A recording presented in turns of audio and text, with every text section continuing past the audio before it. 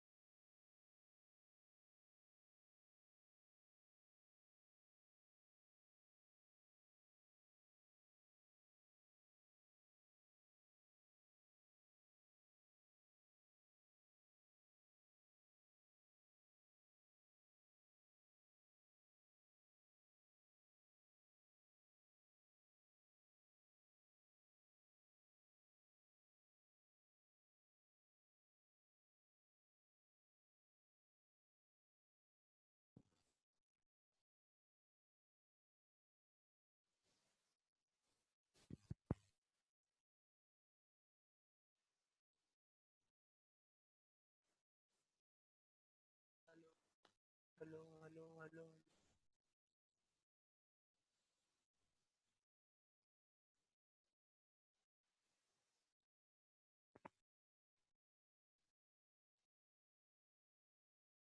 Hello hello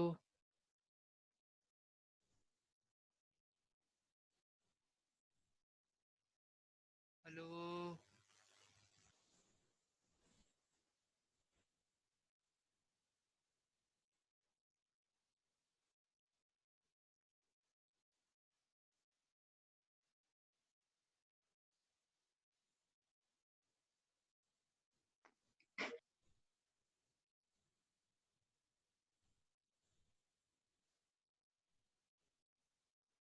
hello hello hello all right, so hello ठीक है, आ गए हैं काफ़ी सारे लोग।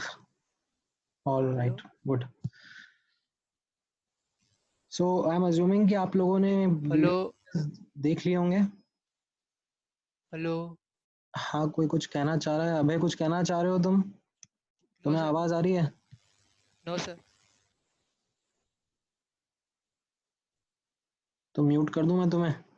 यस राइट, ठीक है, okay. So let me just quickly see, आप लोगों ने डाउट शीट अपडेट करी है ना? uh,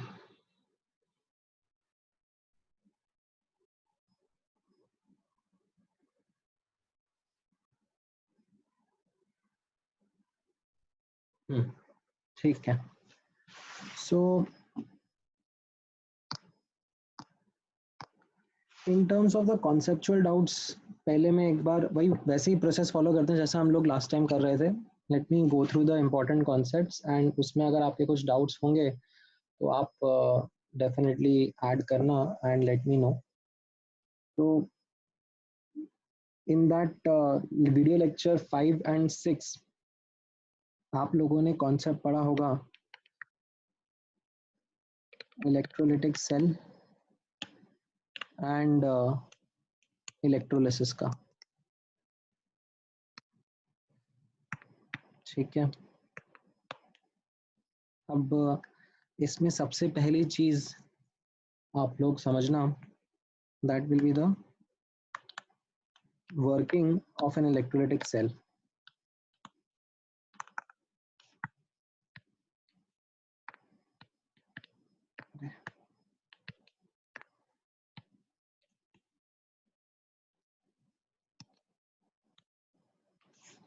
सो जैसा आप लोगों ने क्लास नोट्स में भी, क्लास के वीडियो लेक्चर्स में भी देखा होगा that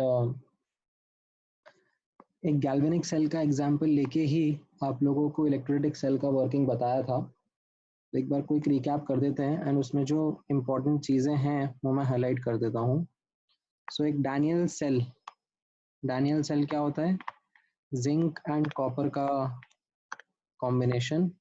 so zinc is dipped in zinc 2 plus ions का solution and copper electrode is dipped in copper 2 plus ions का solution. Right? They were externally connected by a wire and internally connected via a salt bridge. ठीक है. अब ध्यान से notice करना, when it was a galvanic cell, तब क्या था यहाँ पर? You had zinc side acting as anode. ठीक है. This side was acting as anode. यहाँ पर ऑक्सीडेशन हो रहा था. ठीक है. And as a result it became electron source and इसका पोलैरिटी नेगेटिव था. ठीक है, नेगेटिव पोलैरिटी था. यहाँ पे रिएक्शन हो रहा था, zinc solid was giving zinc 2 plus aqueous plus 2 electron. ठीक है. कैथोड वाली साइड कॉपर वाली साइड था, यहाँ पर रिडक्शन हो रहा था. Right, this was an electron का सिंक एंड ये पॉजिटिव पोलैरिटी था. ठीक है. The reaction that was happening here was Cu2 plus aqueous plus 2 electron gave Cu solid. तो overall reaction कैसा था? Zinc solid plus copper 2 plus aqueous was giving you zinc 2 plus aqueous plus copper solid, and this was a spontaneous reaction. Now if you notice the direction, this was the direction of electrons, or you can say the direction of current in the external part. ठीक है. and salt ions internal part में जो salt bridge के ions है वो move कर रहे थे. तो क्योंकि एनोड की साइड पर ऑक्सीडेशन हो रहा था, जिंक 2 प्लस का कॉन्सेंट्रेशन ज़्यादा हो रहा था, तो पॉजिटिव चार्ज को न्यूट्रलाइज करने के लिए anions were coming to the anode chamber and cations were going to the cathode chamber. Cations क्यों जा रहे थे? क्योंकि कॉपर 2 प्लस सोल्यूशन से कम हो रहा था, तो उसको रिप्लेनिश करने के लिए, उस पॉजिटिव चार्ज को रिप्लेनिश करने के लिए कटायंस इधर मूव कर रहे थे. ठीक है. नाउ इसी चीज को, ठीक है, ध्यान से ऑब्जर्व करना, इसी सेटअप को अब मैं इलेक्ट्रोलिटिक सेल भी बना सकता हूँ, बोल सकता हूँ किस तरीके से. सेम सेटअप है, जिंक 2 प्लस के आयंस के साथ में है एंड कॉपर 2 प्लस के आयंस के साथ में है. But this time what we have done here is we have connected an external source of potential difference such that it is able to drive electrons in the opposite manner. ठीक है. ये ऊपर वाले में आपने देखा इलेक्ट्रॉन्स लेफ्ट टू राइट जा रहे हैं, तो अभी इलेक्ट्रॉन्स को राइट टू लेफ्ट भेजना है. ठीक है. ये डायरेक्शन इलेक्ट्रॉन्स का रहेगा एंड ये डायरेक्शन करंट का रहेगा. ठीक है. नाउ ये किससे हो रहा है? This is because of the external potential difference. अब ये एक्सटर्नल पोटेंशियल डिफरेंस जो है उसके लिए ध्यान से नोटिस करना, it must be greater than the E cell, ताकि ऑपोजिट डायरेक्शन में करंट्स का फ्लो हो सके. ठीक है. नाउ अब नोटिस करना दैट ये ई एक्सटर्नल का नेगेटिव एंड पॉजिटिव एंड कौन से कंपार्टमेंट से कनेक्टेड है. ठीक है. तो अब यहाँ पर इलेक्ट्रॉन्स आ रहे हैं. ठीक है. As you can see zinc वाली साइड पर इलेक्ट्रॉन्स आ रहे हैं, तो यहाँ पर होने जा रहा है रिडक्शन. ठीक है. इसको अब हम कैथोड बोलेंगे. ठीक है. जहाँ पे भी रिडक्शन होता है उसको कैथोड बोला जाता है. That is the definition of anode and cathode. ठीक है, not something which is based on plus और माइनस साइन। यहाँ पर द साइन इज नेगेटिव, ये नेगेटिव पोलैरिटी से अटैच्ड है, negative polarity of external cell से ये अटैच्ड है। एंड कैथोड की तरफ आप देखोगे एज इन कॉपर की तरफ, तो यहाँ पर अब ऑक्सीडेशन होगा, ठीक है, इलेक्ट्रॉन्स यहाँ से अवे निकाले जा रहे हैं, ठीक है, तो ये एनोड कहलाएगा। तो एनोड एंड कैथोड की डेफिनेशन जो होती है वो पॉजिटिव नेगेटिव साइन से नहीं होती है, that is not the definition, it is based on the definition of oxidation and reduction. Anode वही है जहां पर ऑक्सीडेशन होगा, कैथोड वही है जहां पे रिडक्शन होगा, ठीक है। तो इन दोनों के बीच में आप नोटिस करना इलेक्ट्रोलिटिक और गैल्वेनिक सेल में एक डिफरेंस ये रहता है दैट गैल्वेनिक सेल में एनोड नेगेटिव होता है, ठीक है, एंड कैथोड पॉजिटिव रहता है, whereas in electrolytic cell you can say that cathode is negative and anode is positive. Actually this is because how the external potential का source is connected to them, ठीक है। अच्छा, अब आप notice करना इसमें अगर मैं सॉल्ट ब्रिज भी ड्रॉ कर दूंगा तो किस तरीके से सॉल्ट ब्रिज के आयंस मूव करेंगे। यहाँ पर रिडक्शन हो रहा है, यानी कि जिंक 2+ आयंस का कॉन्सेंट्रेशन कम हो रहा है, तो इस पॉजिटिव चार्ज को रिप्लेनिश करने के लिए सॉल्ट ब्रिज से you will see salt bridge से कटायंस विल कम इन, ठीक है। यहाँ पर राइट हैंड साइड पर एनोड पर ऑक्सीडेशन हो रहा है, तो copper is giving copper 2+ aqueous plus 2 electrons, तो यहाँ पर कॉपर 2+ आयंस सोल्यूशन में ज़्यादा आ रहे हैं, तो पॉजिटिव चार्ज सोल्यूशन में ज़्यादा आ रहा है, तो उसको न्यूट्रलाइज करने के लिए anions from the salt bridge are going to come here, ठीक है। And as you can see यहाँ पर जो ओवरऑल रिएक्शन है वो हो जाएगा zinc 2+ aqueous plus copper solid is giving copper 2+ aqueous plus zinc solid. तो ये जो होता है ये एक नॉन स्पॉन्टेनियस रिएक्शन है, जिसको कैसे कराया जा रहा है, by the help of this external potential difference. This E external is actually driving this non spontaneous reaction, ठीक है। इट इज समथिंग लाइक जैसे आप रेफ्रिजरेटर की बात करो, ठीक है, तो heat flows from hot to cold, ठीक है, that is the spontaneous direction. But refrigerator क्या करता है, रेफ्रिजरेटर अंदर जो ठंडा है और बाहर जो गर्म है, तो नेचुरल फ्लो ऑफ हीट कैसा होना चाहिए कि बाहर की गर्मी अंदर आ जानी चाहिए, बट रेफ्रिजरेटर कैसे वर्क करता है, वो अंदर की हीट को बाहर थ्रो कर देता है, तो ठंडे को और ठंडा बना देता है, ठीक है। तो it does a non spontaneous task by using the electrical power supply that we provide to it. तो उसी तरीके से यहाँ पर ये एक अलग सिस्टम है, इसका एक अलग डिजाइन है। यहाँ पर एक्सटर्नल पावर सप्लाई, ठीक है, इलेक्ट्रिकल वर्क को यूज करके हम एक नॉन स्पॉन्टेनियस रिएक्शन करवा रहे हैं। ये समझ में आया, ठीक है। इसमें अब एक नोट करने लायक चीज ऑब्जर्व करना, मैं जूम आउट करता हूं तो आप नोट कर पाओगे।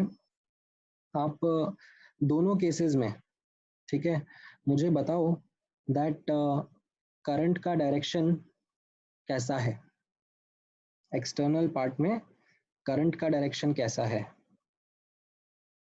जो वायर है उसमें आप नोटिस करोगे तो दोनों के दोनों केस में करंट जो है वो कैथोड से एनोड की तरफ ही जा रहा है, और इलेक्ट्रॉन्स एनोड से कैथोड की तरफ, ठीक है। अगर आप सॉल्ट ब्रिज के आयंस देखोगे तो दोनों केस में वापस से सेम ही ऑब्जर्वेशन आएगा, cations are going towards cathode and anions are going towards anode, है ना।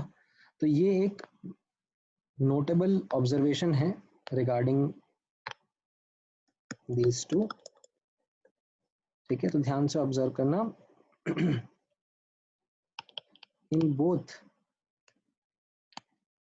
galvanic and electrolytic cell, ठीक है, as shown above, ठीक है, ध्यान से ऑब्जर्व करना। इन एक्सटर्नल वायर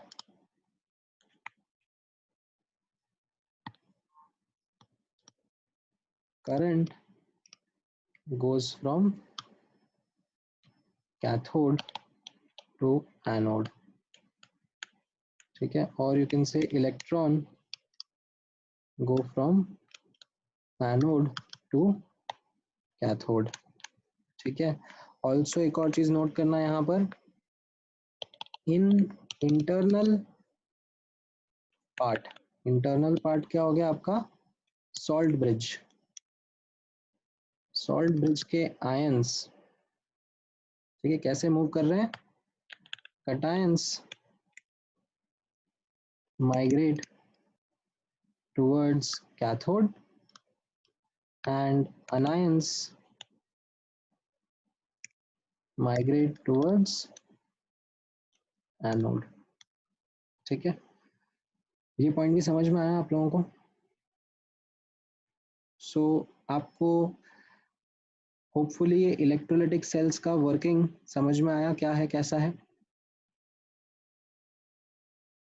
Yes.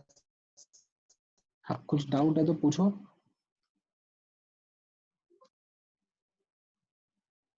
थोड़ा लाउडली बोलो ताकि आवाज आ So पाए मुझे। electrolysis of aqueous CuSO form है। हाँ, इलेक्ट्रोलिसिस पे मैं आ रहा हूँ, ठीक है। ये अभी इलेक्ट्रोलाइटिक सेल का मैंने पार्ट समझाया, अब मैं इलेक्ट्रोलिसिस पर भी आ रहा हूँ, ठीक है। That is something which I am going to talk about now. So next, जब आपको ये वर्किंग समझ में आ जाती है तो हम इलेक्ट्रोलिसिस का कॉन्सेप्ट देखते हैं। इलेक्ट्रोलिसिस का डिज़ाइन थोड़ा सा डिफरेंट होता है। इलेक्ट्रोलिसिस का डिज़ाइन कैसा होता है, एक सोल्यूशन होता है जिसके अक्रॉस हम लोग ऐसे external source of current pass करते हैं, ठीक है। ये हमारा एक तरीके से डिफरेंट डिज़ाइन हो गया, ठीक है, बट जो अंडरलाइंग प्रिंसिपल है वो वही रहता है, ठीक है। That we are going to be able to drive a non spontaneous reaction because of this, ठीक है। हम एक external source of current use करके एक नॉन स्पॉन्टेनियस रिएक्शन को ड्राइव करेंगे,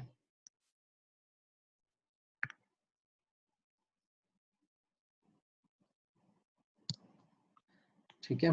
अब नोटिस करना कि इलेक्ट्रोलिसिस के आप लोगों ने बहुत सारे एग्जाम्पल्स पढ़े होंगे, देखे होंगे वीडियो लेक्चर्स में।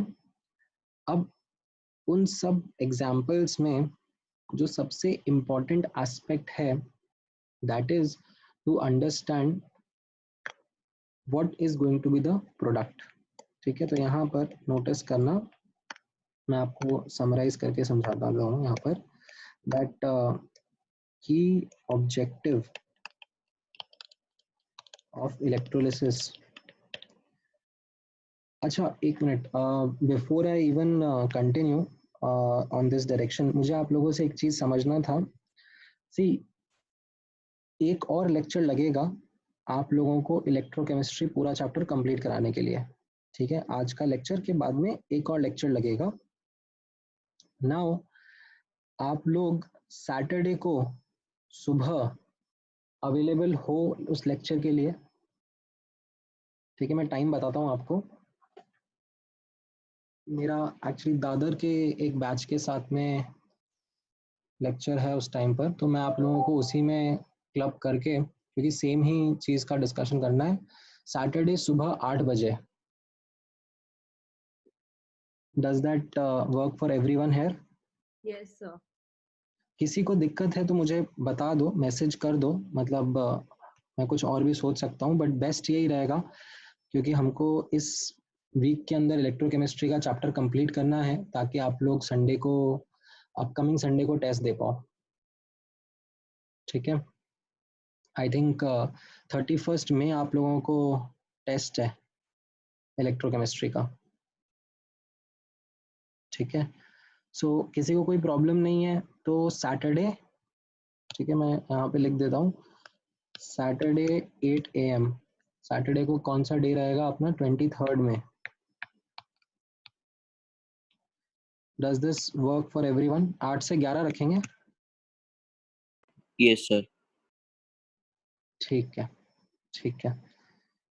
सो आप लोगों को मैं ग्रुप पे भी इन्फॉर्म कर दूंगा यही चीज़. मैं आप लोगों का मैसेज ग्रुप पे जैसे डाल रहा हूँ तो जो अगर आज नहीं ज्वाइन किया उनको भी पता पड़ जाएगा. एंड इन केस ग्रुप पर नहीं है कोई तो आप प्लीज़ उनको इन्फॉर्म कर देना. ठीक है. Okay, coming back. So electrolysis का, अरे इलेक्ट्रोलिसिस का की ऑब्जेक्टिव देखना is to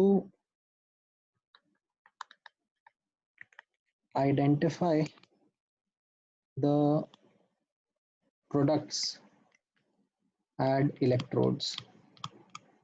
ठीक है.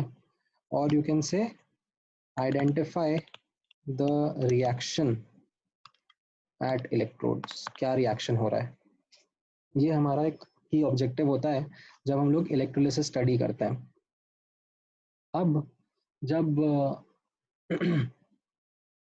हमने डिफरेंट एग्जाम्पल्स देखे तो हमें समझ में आया कि यहाँ पर कंपटीशन रहता है. ठीक है. Between species which will get oxidised और विच विल गेट रिड्यूस्ड. ठीक है. टिपिकली ये कंपटीशन किसके बीच में रहेगा? आयंस के बीच में, वाटर मॉलिक्यूल्स के बीच में, एंड अगर इलेक्ट्रोड एक्टिव है, ठीक है, अगर एक्टिव इलेक्ट्रोड है तो वो भी कंपटीशन में पार्ट करेगा. ठीक है. मैंने ऐसे वाटर तो actually it is the H+ and OH- ions only from water, but मैंने आदत बनाई हुई है कि मैं इसको वाटर ही बोलता जाता हूँ. ठीक है. तो इनके बीच हमारा कंपटीशन होता है. अच्छा, अब कंपटीशन कौन जीतेगा, who wins, that is something जिसके लिए अगर आपने वीडियो लेक्चर देखा है तो शायद आप थोड़े से कंफ्यूज हो गए होंगे क्योंकि मैंने who wins बताने के लिए 2-3 अलग तरीके बताए. मैंने रिडक्शन पोटेंशियल के बेसिस पे बताया, ऑक्सीडेशन पोटेंशियल के बेसिस पे बताया, मैंने लेस एक्टिव मोर एक्टिव के बेसिस पे बताया. तो उससे क्या हो गया, एक्चुअली कंफ्यूजन क्रिएट हो गया. ठीक है. तो it was a bad call from my side to try to explain the thing in multiple ways and उसकी वजह से कंफ्यूजन क्रिएट हो गया. तो what I would want to highlight here is let's just only stick to one way. ठीक है. And that will be based upon the reduction potential data. ठीक है. So on the basis of reduction potential, ठीक है, RP हम लोग decide करेंगे. बस ये एक तरीका आजमा एक तरीका अपना लेते हैं. लेस एक्टिव मोर एक्टिव ये सबको जाने दो. ठीक है. Don't worry about all of them. ठीक है. So on the basis of reduction potential ही आप ध्यान रखो एंड उसके बेसिस पर क्या स्टेटमेंट रहेगा, कैथोड पर एंड एनोड पर. ठीक है. तो कैथोड पे रहेगा, ध्यान से ऑब्जर्व करना,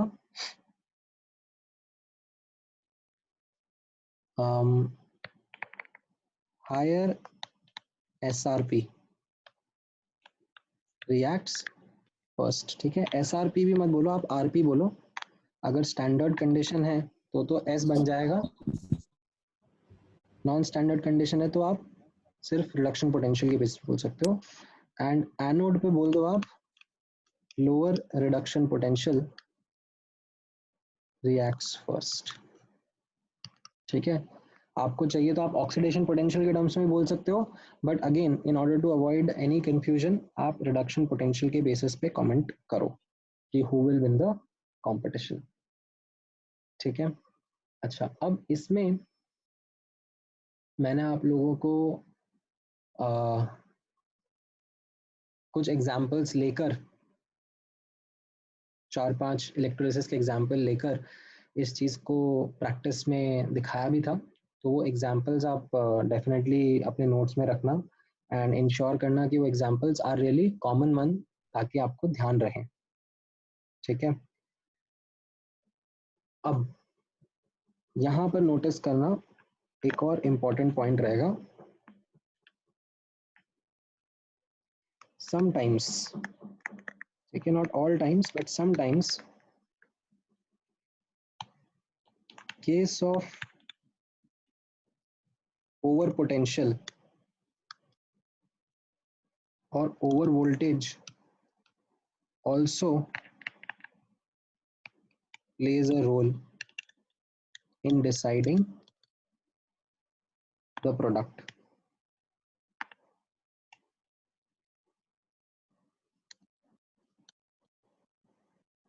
ठीक है। अब ये जो ओवर पोटेंशियल वाला केस है या ओवर वोल्टेज वाला केस है,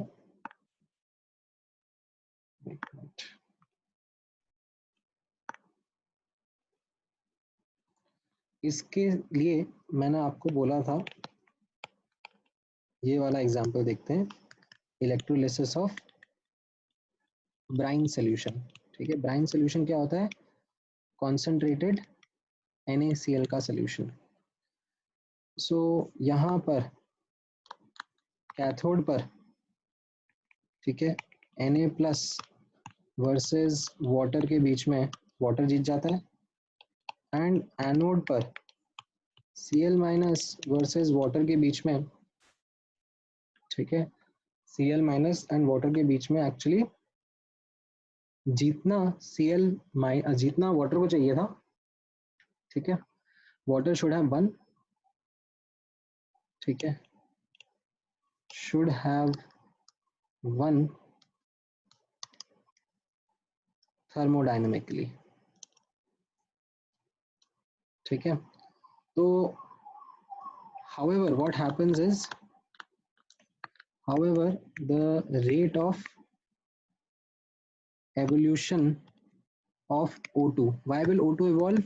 क्योंकि जब वाटर का ऑक्सीडेशन होता है तब O2 गैस ही निकलता है, ठीक है। however the rate of evolution of O2 is very slow, ठीक है। so to increase the rate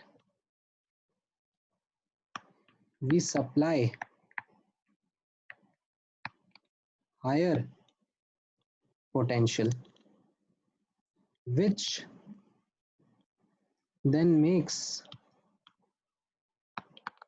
oxidation of Cl minus also feasible, ठीक है। ये रिएक्शन भी फिर feasible हो जाता है, ठीक है।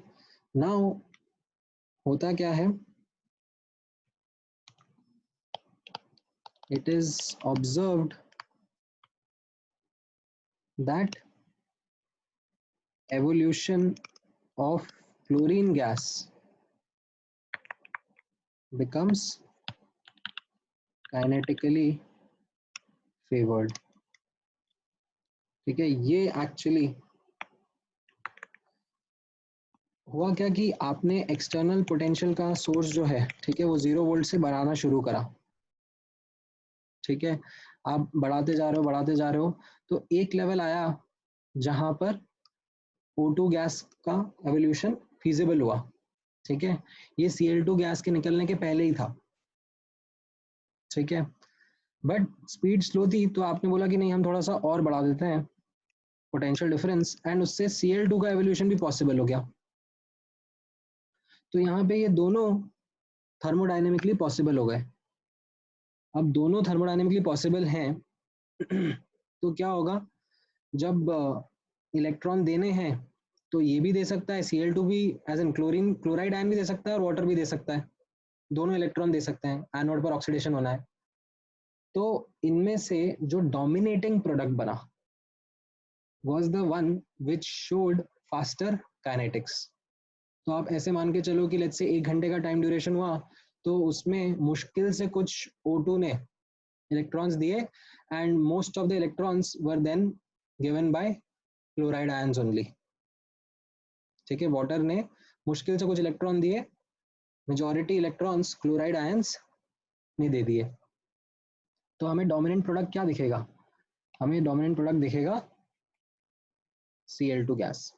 तो ये एक ऐसी चीज है जो कि आप खुद से नहीं प्रेडिक्ट कर सकते कि कहाँ पर ओवर वोल्टेज होगा कहाँ पर नहीं होगा। ये अपने आप में एक बड़ा रिसर्च टॉपिक होता है, ठीक है, ओवर वोल्टेज का, ओवर पोटेंशियल का, एंड इसके पीछे काफ़ी रिसर्च जाता है टू अंडरस्टैंड कि ऐसा क्यों होता है, एंड वो डिटेल्स हमारे सिलेबस का पार्ट नहीं है। ठीक है, हमारे सिलेबस का पार्ट है to know that yes, that despite the thermodynamics deciding कि क्या रिएक्शन होना चाहिए, sometimes kinetics play a very very crucial role in deciding between two thermodynamically feasible reactions that which one will happen to a greater extent। ठीक है, तो ये example आप definitely ध्यान रखोगे। ठीक है, अच्छा सर अब हाँ इसमें डाउट पूछो। सर हम क्वेश्चन में से आइडेंटिफाई कैसे करेंगे कि ये ओवर पोटेंशियल का केस है? हाँ वही मैंने कहा कि आप नहीं आइडेंटिफाई कर पाओगे ऐसे, आपको दो एग्जाम्पल ध्यान रखने हैं, एक ये जो मैंने NaCl का बताया आपको, एंड दूसरा जो एक अमलगम वाला भी था, अमलगम इलेक्ट्रोड वाला। ठीक है, ओके सर। अच्छा वेदांत आपका डाउट क्या है, this voltage proportional to temperature, नहीं ये जो वोल्टेज हम लोग लगा रहे हैं, ठीक है, यहाँ पर समझो ये जो एक्सटर्नल पोटेंशियल हम लोग लगा रहे हैं ये तो हम लोग मतलब एक्सटर्नली लगा रहे हैं। ठीक है, कोई कहीं से हम लोग सोर्स लेके आए और उससे हम लोगों ने ये पोटेंशियल डिफरेंस अप्लाई करा। आई थिंक आप जो क्वेश्चन पूछ रहे हो वो गैल्वेनिक सेल के बारे में पूछ रहे हो कि गैल्वेनिक सेल जो पोटेंशियल डिफरेंस क्रिएट करता है वो टेम्परेचर पे कैसे डिपेंड करता है। नहीं सर, मतलब जैसे रिएक्शन मैकेनिज्म में पढ़ा था कि मतलब अगर टेम्परेचर बढ़ा है तो फिर वो रिएक्शन मतलब थर्मोडायनेमिकली ज़्यादा स्टेबल हो जाती है। अच्छा तो यहाँ पर नोटिस करना, यहाँ पर मैं थर्मोडायनेमिक सॉरी इनफैक्ट टेम्परेचर के साथ में प्ले नहीं कर रहा हूँ। ठीक है, यहाँ पर I am not playing with temperature when it comes to electrolytic cells. The thing that I am playing with is the external potential difference। ठीक है, तो external potential difference जब मैं सप्लाई कर रहा हूँ, ठीक है, तो उससे क्या हो रहा है दैट वाटर का एंड क्लोरीन का दोनों का ऑक्सीडेशन फिजिबल हो रहा है। ठीक है, अब जो गिवन कंडीशंस है हमारी सेल की, जिस भी टेम्परेचर प्रेशर पे वो कंडीशन पे सेल ऑपरेट कर रहा है, वहां पर ये ऑब्जर्व करा गया कि chlorine becomes kinetically favored product। ठीक है, जैसे आपने वो अमलगम वाला एग्जाम्पल देखा होगा जो एक और एग्जाम्पल एंड में कराया था, जहां पर again what we found out that sodium ion का reduction became feasible kinetically, sorry sodium plus ion का रिडक्शन हाँ वो NaHg वाला राइट, तो उसमें सोडियम प्लस आयन का reduction became feasible and it was driven kinetically by the fact कि sodium plus ion amalgam बना के डिसॉल्व हो जा रहा है। ठीक है, थैंक यू ऑलराइट, सर। ठीक है। सो ये हमारा इलेक्ट्रोलिसिस वाला पार्ट था, ठीक है। तो इसके बेसिस पे हम अपना ऑब्जेक्टिव फुलफिल कर पाते हैं कि हम ये बता पाते हैं कि कौन सा रिएक्शन एनोड या कैथोड पर हो रहा है, ठीक है। एंड इसमें वाटर के रिएक्शंस, ये आपको मैंने बोला था कि इसमें क्लास नोट्स में भी बोला था कि वाटर के रिएक्शंस याद रखना, ठीक है। रिमेंबर द रिएक्शंस जो वाटर के हैं, ऑक्सीडेशन एंड रिडक्शन के।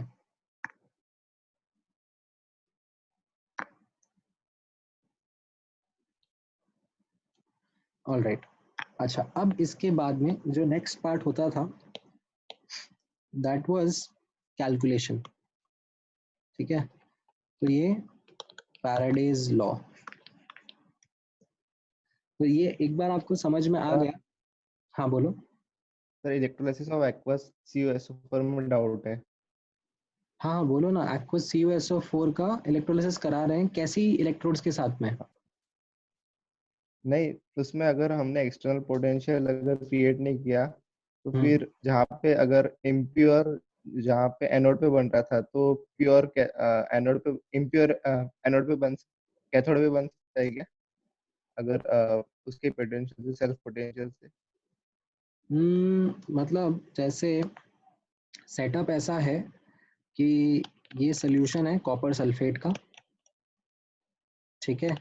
एंड इसमें आप कह रहे हो कि ये कॉपर की ही इलेक्ट्रोड्स हैं दोनों, ठीक है। एंड ये कैथोड है एंड ये एनोड है, ठीक है। ये आपका इम्प्योर है और ये आपका प्योर है, ठीक है। और हमने अब पोटेंशियल डिफरेंस अप्लाई करना शुरू कर दिया, ठीक है। अब आपका क्वेश्चन है कि अगर हम पोटेंशियल डिफरेंस अप्लाई नहीं करेंगे तो क्या कुछ होगा क्या, ये कह रहे हो ना आप? Yes sir. तो कुछ भी नहीं होगा। मतलब अगर मैंने पोटेंशियल डिफरेंस अप्लाई नहीं करा तो जस्ट ये जो इलेक्ट्रोड्स हैं इनकी सरफेस पर, ठीक है, यहाँ पर, अरे यहाँ पर डबल लेयर बन जाएगी चार्ज की, ठीक है, जस्ट बाउंड्री पर, ठीक है।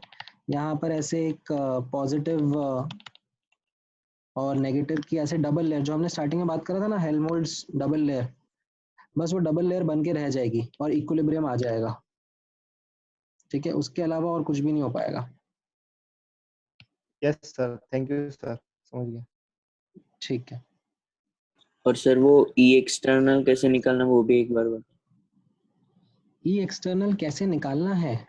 सो अब जो भी, सर वो कॉम्बिनेशंस लेके बताया था वो। हाँ हाँ हाँ, तो उसकी वजह से भी थोड़ा कंफ्यूजन हुआ था। एक्चुअली मैंने थोड़ा सा और एक्स्ट्रा स्ट्रेच करके, ठीक है, मतलब इसके पीछे का मैंने डेरिवेशन का बता दिया था। एक्चुअली वो जो था ना, वो डेरिवेशन था कि how come this statements are going to help decide, ठीक है। तो अब अगेन द थिंग इज कि मैं वापस से वो डेरिवेशन आपको बता सकता हूँ। हाउएवर आपसे कोई डेरिवेशन पूछने वाला है नहीं। जो इम्पोर्टेंट पॉइंट है, अवॉइडिंग ऑल कंफ्यूजन्स, आप याद रखो कि higher reduction potential reacts first at cathode and lower reduction potential reacts first at anode, ठीक है। ये इंपॉर्टेंट है आपको ध्यान रखने के लिए। अब वो जो डेरिवेशन वाला पार्ट था, ठीक है, उसमें actually it is related to this fact only कि एक्सटर्नल पोटेंशियल डिफरेंस जो है, ठीक है, वो हम जीरो से शुरू कर रहे हैं इंक्रीज करना, है ना। अब जब हम जीरो से इंक्रीज करना शुरू कर रहे हैं तो in the increasing order of values कुछ कुछ रिएक्शन फिजिबल होते जाता है। हमें क्या करना है, नॉन स्पॉन्टेनियस रिएक्शंस को रन करना है। तो उनके लिए हमें एक्सटर्नल पोटेंशियल डिफरेंस अप्लाई करना पड़ रहा है। अब जिसके लिए सबसे कम एक्सटर्नल पोटेंशियल डिफरेंस अप्लाई करना पड़ेगा वो रिएक्शन सबसे पहले हो जाएगी, ठीक है। तो अब अगर मुझे एक्सटर्नल पोटेंशियल डिफरेंस की वैल्यू मिनिमम चाहिए ठीक है, तो वो अब मैं कैसे नोट करूंगा, मैं जो डिफरेंट डिफरेंट रिएक्शंस होंगे जो पॉसिबल हैं उनके कॉम्बिनेशन बना बना के देखूंगा, एंड उसमें से जिसके लिए सबसे कम एक्सटर्नल पोटेंशियल डिफरेंस लगेगा वो मैं चूज कर लूंगा।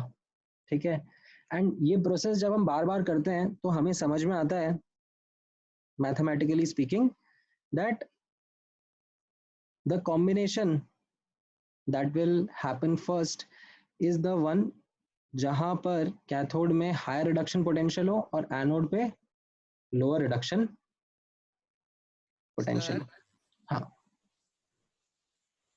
बोलो। Sir but at some point all reactions will be possible. हाँ बिल्कुल, तो फिर जो काइनेटिकली फेवर्ड होगा उससे हमारा मेजर प्रोडक्ट बनेगा। सर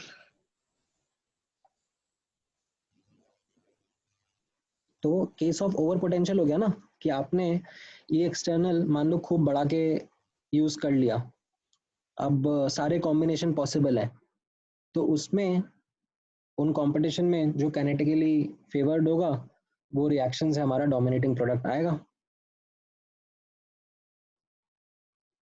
ठीक है, yes sir. ओके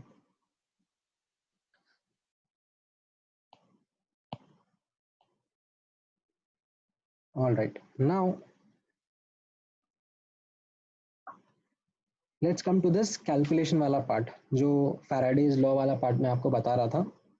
ठीक है, तो अब इसमें ध्यान देना कि actually Faraday's laws are something which are already something that you have studied mole concept and equivalence concept में।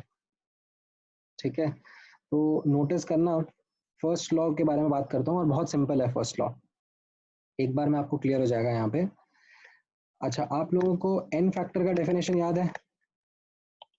एन फैक्टर का डेफिनेशन होता था number of moles of electron given or taken per mole of substance। ठीक है, ये N factor का definition होता है। अच्छा, अब अगर मैं एन फैक्टर को मोल्स ऑफ सब्सटेंस से मल्टीप्लाई कर दूं तो इसका क्या मीनिंग होगा? इसको हम बोलते इक्विवेलेंट्स है। ठीक है, इसको हम बोलते इक्विवेलेंट्स है, पर इसका मीनिंग क्या हो गया? It means total moles of electron given taken by substance, right? So अब ये आपका फर्स्ट लॉ हो गया, ये फैराडेज फर्स्ट लॉ हो गया, that equivalent of substance is equal to total moles of electron। ठीक है, अब आप नोटिस करना कि टोटल मोल्स ऑफ इलेक्ट्रॉन को कैसे कैसे लिख सकते हैं। मैं इसको बोल सकता हूँ चार्ज इन फैराडे। ठीक है, because 1 farad is equal to 1 mole of electron. ठीक है, या फिर मैं इसको बोल सकता हूँ चार्ज इन कूलम अपॉन 96500। ठीक है, या फिर मैं इसको बोल सकता हूँ I इंटू टी अपॉन 96500। ठीक है, डिपेंडिंग अपॉन कैसा डेटा है क्वेश्चन में मैं अकॉर्डिंगली उसको यूज कर लूंगा। इक्विवेलेंट ऑफ सब्सटेंस को मैं कैसे बोल सकता हूँ? It can be mass upon equivalent weight, it can be moles into n factor, ऐसे भी बोल सकता हूँ, है ना? और क्या क्या कैसे बोल सकता हूँ? मैं ऐसे भी बोल सकता हूँ नॉर्मेलिटी इनटू वॉल्यूम। ठीक है, या फिर मैं ऐसे भी बोल सकता हूँ n factor into molarity into volume. ठीक है, डिपेंडिंग अपॉन जैसा भी डेटा है क्वेश्चन में मैं इन दोनों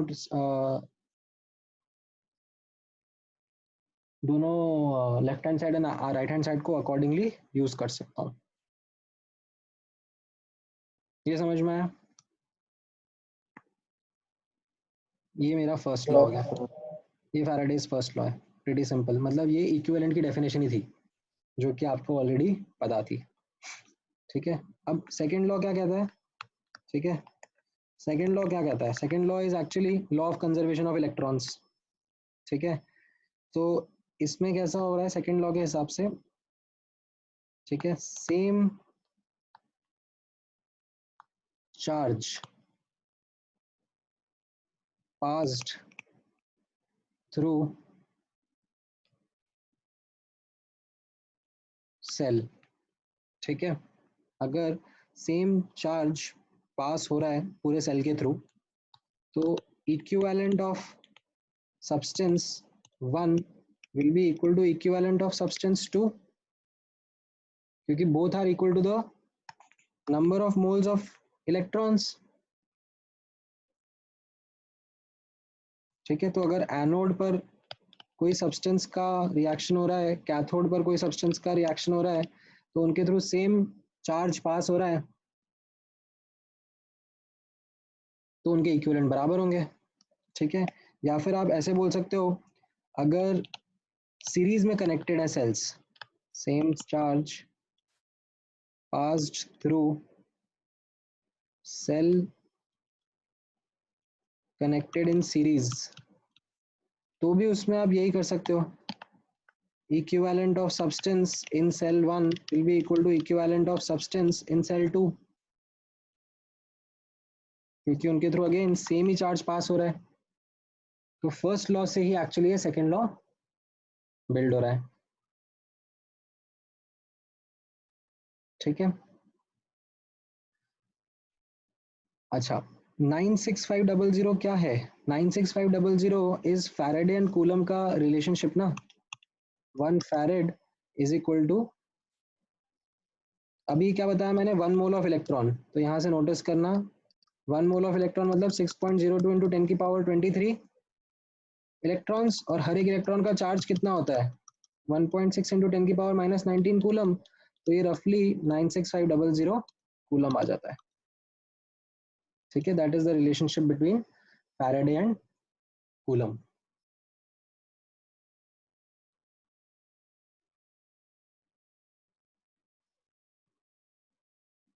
ठीक है, अच्छा फैराड एंड फैराडे ये दो अलग अलग चीजें होती हैं।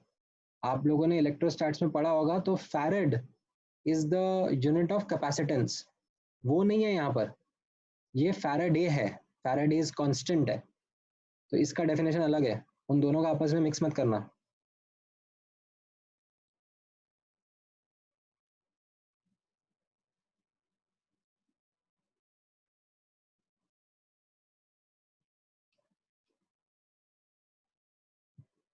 ओके, सो ये थ्योरी वाला पार्ट था।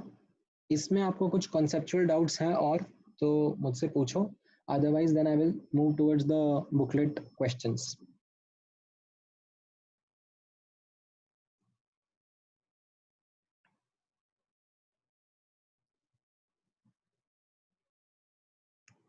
ठीक है, all right, so let's work with the booklet questions. सबसे पहले एफबीओ के क्वेश्चंस देखते हैं। ठीक है, एफबीओ के क्वेश्चंस आप मान के चलो मेंस लेवल के क्वेश्चन है। ठीक है, एकदम सिंपल सिंपल क्वेश्चन है जिनमें आपको फैराडेज लॉज अप्लाई करने हैं और सॉल्व करना है। ठीक है, हो सकता है कि अभी स्टार्टिंग में थोड़ा सा दिक्कत आया हो, बट अभी जब मैं आपके साथ में ये क्वेश्चन सॉल्व कर दूंगा तो आप खुद रियलाइज करोगे कि these were very very simple. ठीक है, ऑल राइट, सो 62nd क्वेश्चन से स्टार्ट करते हैं।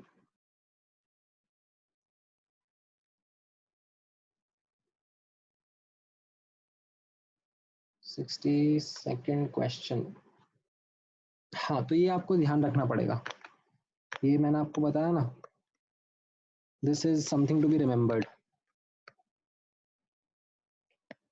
Remember the example. Brine solution के केस में ओवर वोल्टेज होता है, केस ऑफ ओवर पोटेंशियल। ठीक है, then 63 and 64. All right, so 63 में a solution of sodium sulfate in water inert electrodes. तो आप देखो ना यहाँ पर, अब ये आपको SRP वैल्यूज के बेसिस पे समझ में आएगा।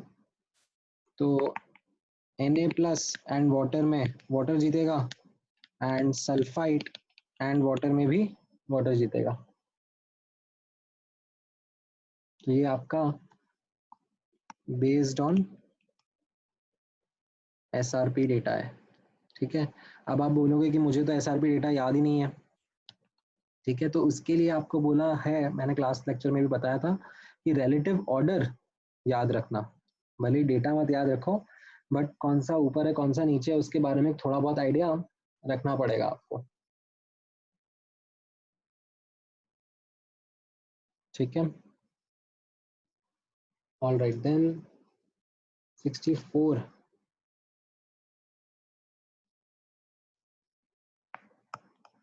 64 में अब आप ऑप्शन बाय ऑप्शन चेक करो ना।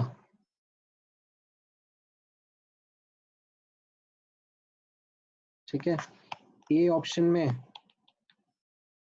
आप चेक करोगे, ठीक है, ए ऑप्शन में CuCl2 है, ठीक है, तो इसमें कैथोड पर Cu2 प्लस एंड वाटर में Cu2 प्लस जीत जाएगा, तो इसका मतलब ए ऑप्शन गड़बड़ हो गया, ठीक है। सी ऑप्शन में H2SO4 है, तो यहाँ पर कैथोड पर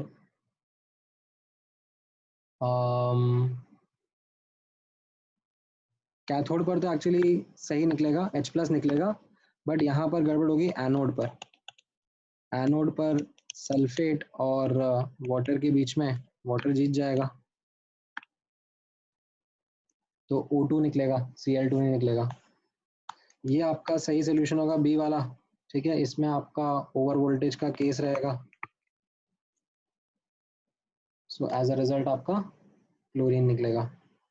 आप सिंपल वाटर का भी कर दोगे तो वो भी गड़बड़ हो जाएगा, राइट, बिकॉज वाटर में एनोड पर H2O का रिएक्शन आएगा, कैथोड पर भले ही H2 निकल जाएगा हाइड्रोजन गैस, बट एनोड पर ऑक्सीजन गैस निकलेगा। All right, then 69 and 78. Okay, तो 69 is again ये आप ध्यान रखोगे, 66 as well. 66 में फ्यूज्ड NaOH है ना, तो फ्यूज्ड NaOH का मतलब होता है that it is not dissolved, it is molten, ठीक है। Fused NaOH implies molten NaOH, ठीक है, नो वाटर। तो अब इसमें क्या हो जाएगा, कटायन कैथोड की तरफ माइग्रेट करेगा एंड अनायन जो है वो एनोड की तरफ माइग्रेट करेगा, ठीक है। Yes, sir. All right, then 69th question में 69th question you have right, ये भी मतलब याद रखने वाला एग्जाम्पल है, ये मैंने आपको बोला था, remember this example as well.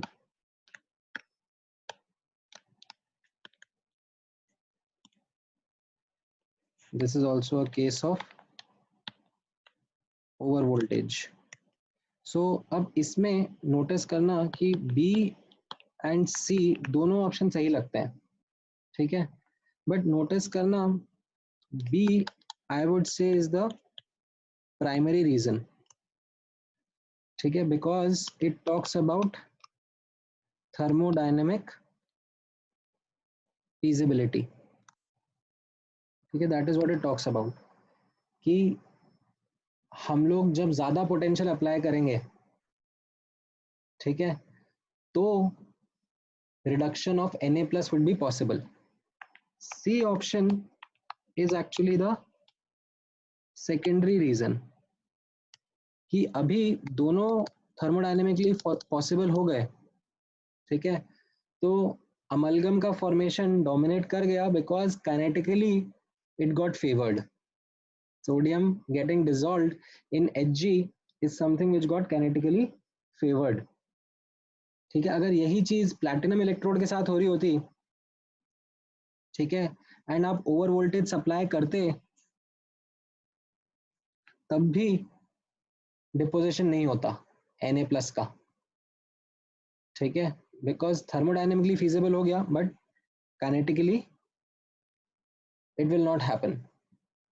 तो बी एंड सी एक्चुअली देखा जाए तो दोनों इंपॉर्टेंट हैं, ठीक है, दोनों इंपॉर्टेंट रीजन है. एंड इसमें मतलब जस्ट बी ऑप्शन को मार्क कर देना is not something which I would say is the only answer. ठीक है, C option is also an important role playing factor. ठीक है, तो ये एक करेक्शन होना चाहिए था इस क्वेश्चन के साथ में.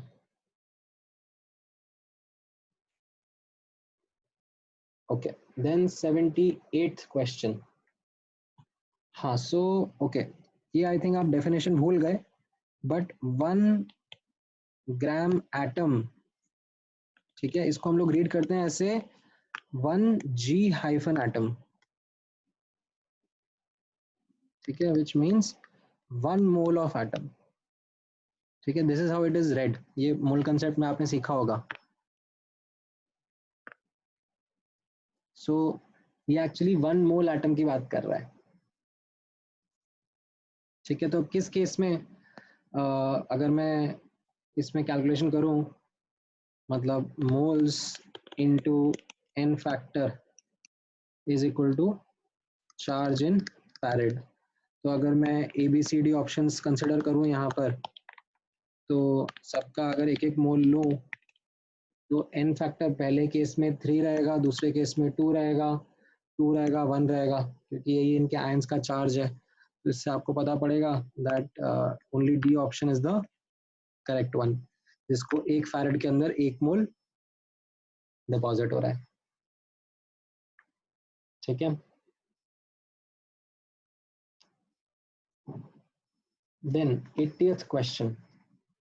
ठीक है, 80th क्वेश्चन इज दैट जो अभी हमने पढ़ा ना, Faraday's second law, equivalent of O2 will be equal to equivalent of Ag, right, क्योंकि यहाँ पर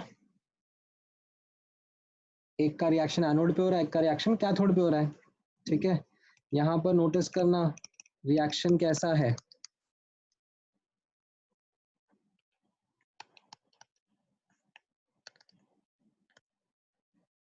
तो अब आप n फैक्टर बता सकते हो मुझे. ऑक्सीजन -2 से 0 जा रहा है, तो इसका n फैक्टर 4 लिखना सही है कि नहीं है. 1.6/32 ये मोल्स हो गए, और इसका n फैक्टर मैंने 4 लिखा. समझ में आया? यहीं पे गलती करते हैं स्टूडेंट्स. O2 गैस का n फैक्टर 4 की जगह 2 लिख देते हैं गलती से. ठीक है, एंड सिल्वर का n फैक्टर तो 1 रहेगा. तो यहाँ पर आपको मास पूछा है, तो मास अपॉन एटॉमिक मास, ये मोल्स आ जाएंगे, and moles into n factor 1 रहेगा. ठीक है, अच्छा, then 83rd question. 83rd question कैसा है, यहाँ पर आप ऑब्जर्व करना that urea, glucose and ethanol are non electrolytes.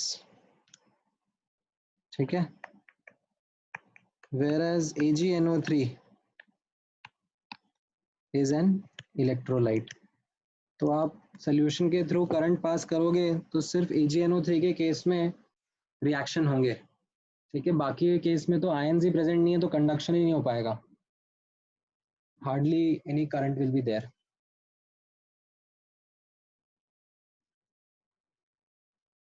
Okay, then 84th में,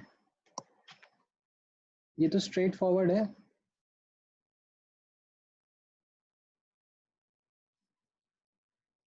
मतलब Q is equal to IT by 96500, तो ये कूलम में आपका चार्ज आ जाएगा, मतलब 100 इंटू 10⁻³ मिली एम्प बोला है, and time half an hour बोला है, मतलब 30 मिनट्स सेकेंड्स में कन्वर्ट करना मत भूलना। SI यूनिट्स का ही आई थिंक शायद गड़बड़ किया होगा आपने।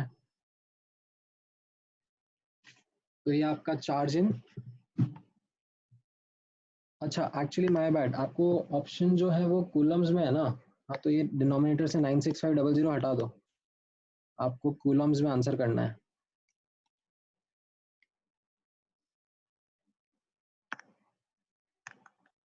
ठीक है, फैरेड में होता तो मैं डिवाइड बाय 96500 करता।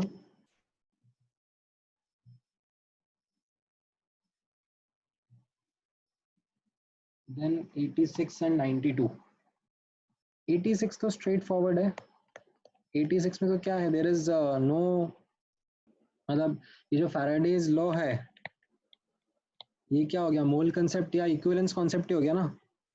सो there is no such condition of temperature pressure where they are supposed to be valid or invalid, मतलब they are as simple as law of conservation of mass or law of conservation of electrons, तो उस पर temperature pressure का फर्क नहीं पड़ता।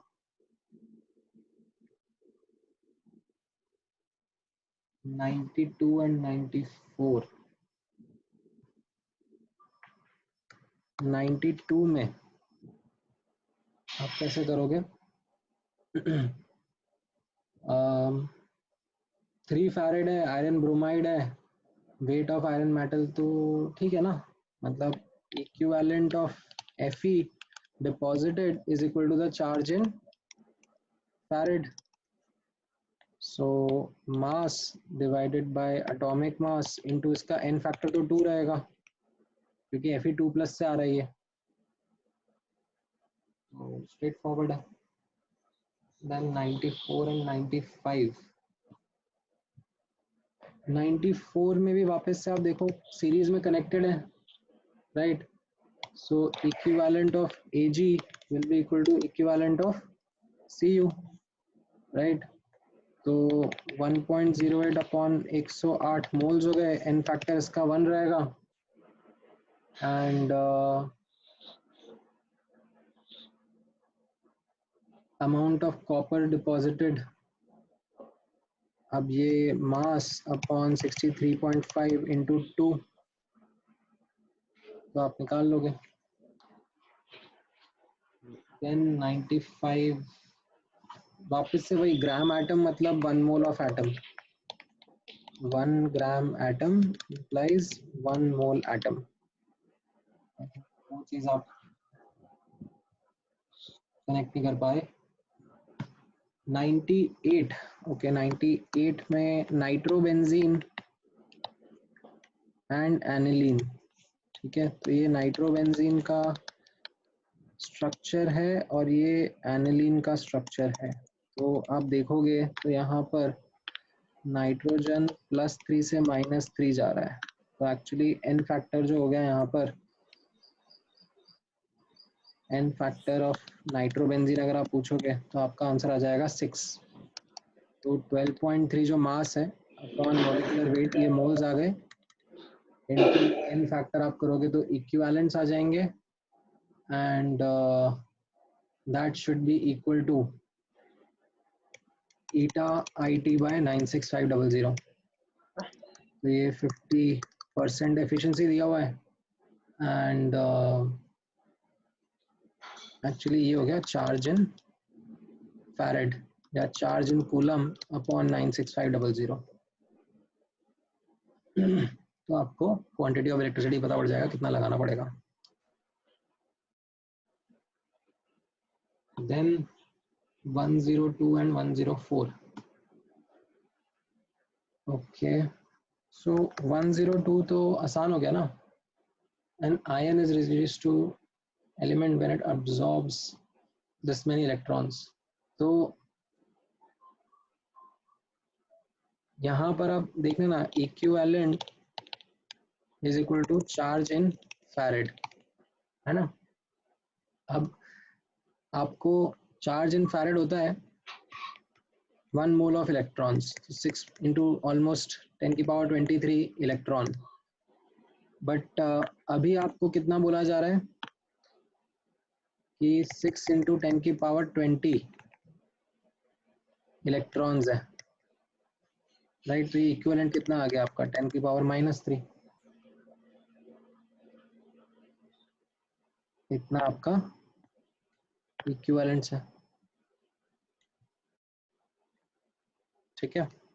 अच्छा 104 भी अच्छा क्वेश्चन है, इसमें बस एक चीज का ध्यान रखना होता है, दैट इज एक्चुअली यूनिट्स। बाकी तो इसमें सब चीजें वैसी ही हैं, मतलब वॉल्यूम इनटू डेंसिटी करोगे तो मास आ जाएगा, डिवाइडेड बाय आप एटॉमिक वेट करोगे तो मोल्स आ जाएंगे, एंड एन फैक्टर से मल्टीप्लाई करोगे तो इक्विवेलेंट्स आ जाएंगे, and that will be equal to IT by 96500। ठीक है, जस्ट इंश्योर दैट ये सेंटीमीटर क्यूब में लिखो, डेंसिटी ग्राम पर सेंटीमीटर क्यूब में लिखो, ठीक है। एंड एन फैक्टर 3 होगा, ठीक है। क्रोमेट का मत डाल देना, एन फैक्टर क्रोमियम का डालना है ना, बिकॉज क्रोमियम का एटॉमिक मास, क्रोमियम का कैलकुलेशन हो रहा है यहाँ पे। तो इसके बेसिस पे आपका आंसर आ जाएगा।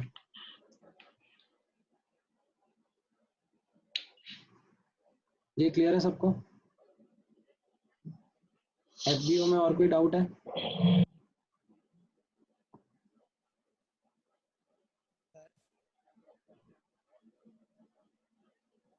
ऑलराइट, ठीक है, तो will take that as a no.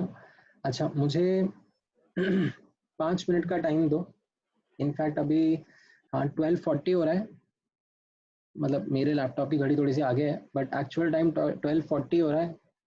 तो 5 मिनट बाद हम लोग कंटिन्यू करते हैं एंड FBS के क्वेश्चंस पे आएंगे, ठीक है। So let's take a 5 minute break. 5 minute मतलब 5 मिनट ही है, ठीक है। I'll come back in 5 minutes and then we'll do the FBS and get equipped के questions as well, ठीक है।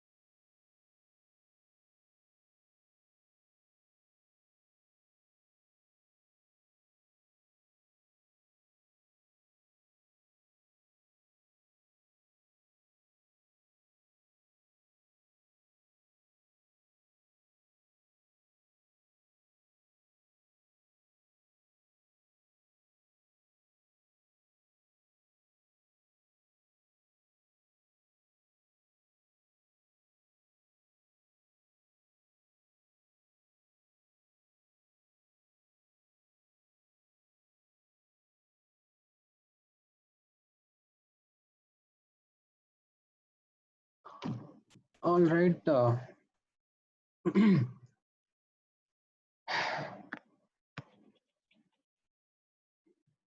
बाकी लोग हैं एक्टिव? Yes, sir. ओके, ठीक है. So let's start with the FBS के डाउट्स. एंड एफबीएस में आपको 35th क्वेश्चन आई थिंक, हाँ ये आपने डाला हुआ है पहला. ओके, तो 35th क्वेश्चन एक्चुअली अभी इसके जैसा ही है जो जस्ट अपन ने एफबीओ में लिखा. मतलब आपको यूनिट्स का ध्यान रखना है बस. मतलब एरिया इंटू थिकनेस में एक बार एक्चुअली चाहिए तो डाल देता हूँ यहाँ पर 80. अब ये सेंटीमीटर में है तो ये तो ठीक है, सेंटीमीटर स्क्वायर यूनिट ठीक है. देन थिकनेस 5 इंटू 10⁻⁻4 सेंटीमीटर करना. ठीक है, 10⁻⁻6 मीटर होगा बट सेंटीमीटर में कर देना. इंटू 10.8 ग्राम पर सेंटीमीटर क्यूब. तो ये वॉल्यूम इंटू डेंसिटी से मास आ गया, ये मास ग्राम्स में आएगा. तो 108 से डिवाइड करके मोल्स आ जाएंगे. इंटू एन फैक्टर सिल्वर का 1 होगा, right, will be equal to 2 into T upon 96500. तो इससे आपको टाइम पता पड़ जाएगा कितने टाइम के लिए आपको रन करना है. ठीक है. Then 38 and 39.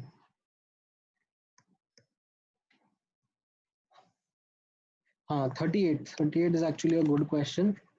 तो इसमें एक एक करके ऑब्जर्व करना. सबसे पहले तो ऑब्जर्व करना SO4 2- का कॉन्सेंट्रेशन. इनिशियल कॉन्सेंट्रेशन 0.1 मोलर है एंड वही आपका SO4 2- का फाइनल कॉन्सेंट्रेशन भी रहेगा. Why? Because SO4 2- is spectator ion. ठीक है, तो उसका कॉन्सेंट्रेशन चेंज ही नहीं होगा क्योंकि वॉल्यूम में चेंज हो नहीं रहा है तो मोल्स तो चेंज होंगे नहीं, और वॉल्यूम में लिखा हुआ है क्वेश्चन में चेंज नहीं हो रहा है. तो as a result you will not experience any change in the concentration of sulfate ion. अच्छा, अब नोटिस करना Cu2 प्लस आयंस का इनिशियल कॉन्सेंट्रेशन कितना है? 0.1 मोलर. और you can say millimoles of Cu2 plus initially they will be 50 into 0.1, 5 millimoles present है. ठीक है. Now some Cu2 plus get deposited because of this reaction.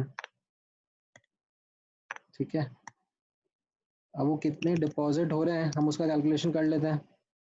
सो यहाँ पर ऑब्जर्व देखना, moles of Cu2 plus deposited into इसका n factor 2 will be actually equal to IT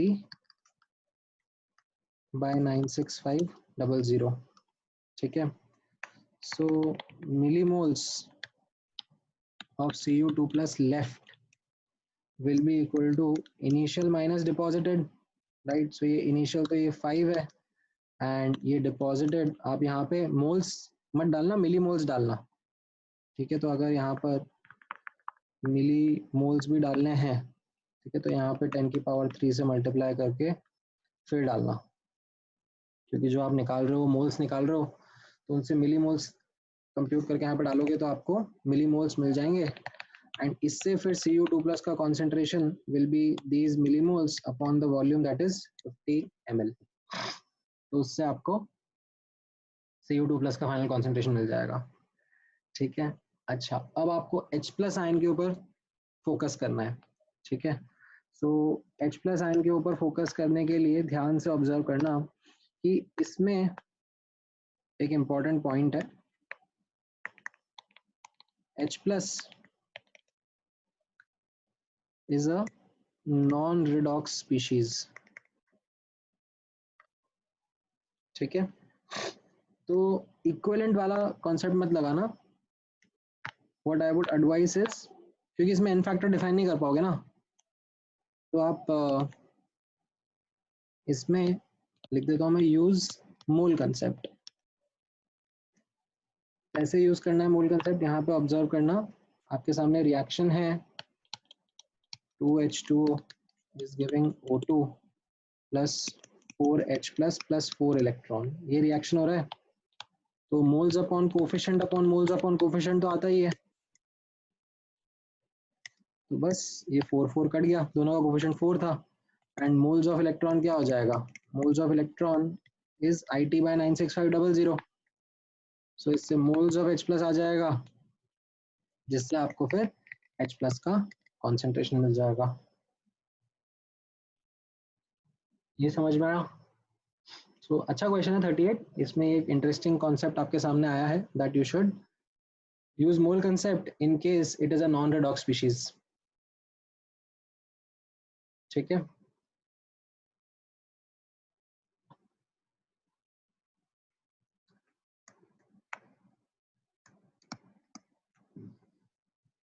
thirty ninth में, okay 39th भी अच्छा क्वेश्चन है।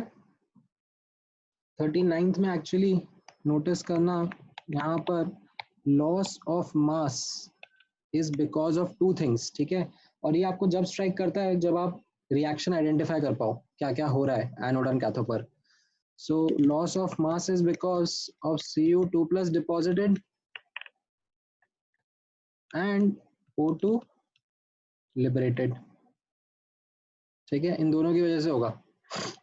अब आप यहाँ पर देखना, mass of Cu2 plus upon 63.5 into 2 is equal to 0.01 and mass of O2 upon 32 into इसका इन फैक्टर 4 है, O2 का इन फैक्टर 4, ये मैंने आपको भी थोड़ी देर पहले बताया कि O2 का इन फैक्टर 4 क्यों है। यहाँ से आप कैलकुलेट करोगे तो आपको टोटल मास पता पड़ जाएगा कितना लॉस हुआ है। ठीक है, ये ए पार्ट के लिए। एंड बी पार्ट के लिए आप वापस से यही यूज करो जो अभी थोड़ी देर पहले मैंने आपको बताया था, that as per this reaction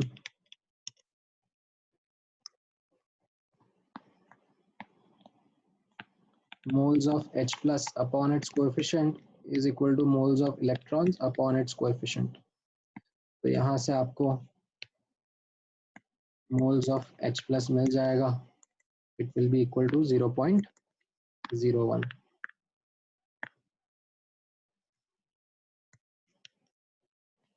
ठीक है, all right, then 40 and 42। Okay, 40 भी स्ट्रेट फॉरवर्ड है। ठीक है, 40 एक्चुअली काफी सिंपल है, equivalent of O2 is equal to equivalent of Ag deposited, बस यही यूज करना है, बाकी तो डेटा है। ठीक है, अब इक्विवेलेंट क्या हो जाएगा, मोल्स विल बी PV/RT, ये मोल्स रहेंगे, इनटू इसका इन फैक्टर 4 है, is equal to right hand side पर मोल्स 1 है और इन फैक्टर 1 है। बी पार्ट में PV/RT मोल्स रहेंगे into n factor 4 is equal to, अब इसके मोल्स कितने हो जाएंगे, 8 इंटू 10 की पावर 22 अपॉन 6 इंटू 10 की पावर 23, ये मोल्स हो गए इंटू एन फैक्टर 1 है। तो आप क्विकली कैलकुलेशन करो तो आपको वॉल्यूम का वैल्यू भी मिल जाएगा। ठीक है, यहाँ पर नोटिस करना, आप प्रेशर ATM में लिखना, तो R का value P in ATM, V in litre, इसका मतलब R का वैल्यू आपको यूज करना है 0.0821। ठीक है, इनफैक्ट क्वेश्चन में लिखा हुआ है 0.0821 भी मत यूज करो, 1/12 यूज करो, ATM लीटर पर मोल केल्विन। ठीक है, देन 42, हाँ 42 भी अच्छा क्वेश्चन है। इसमें आप काइंड ऑफ एंड से स्टार्ट जाओ। ठीक है, स्टार्ट से एंड जाने की जगह एंड से स्टार्ट जाओ, एंड उसमें कैसा रहेगा, that equivalent of Cu will be equal to moles of electron। ठीक है, ये एक इक्वेशन रहेगी। ठीक है, एंड दूसरे में, हाँ बोलो, कुछ बोल रहे हो?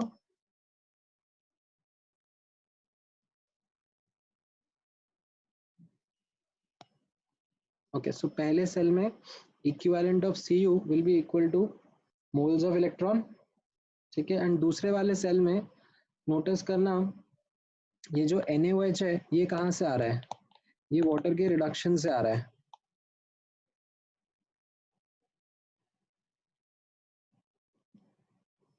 ठीक है।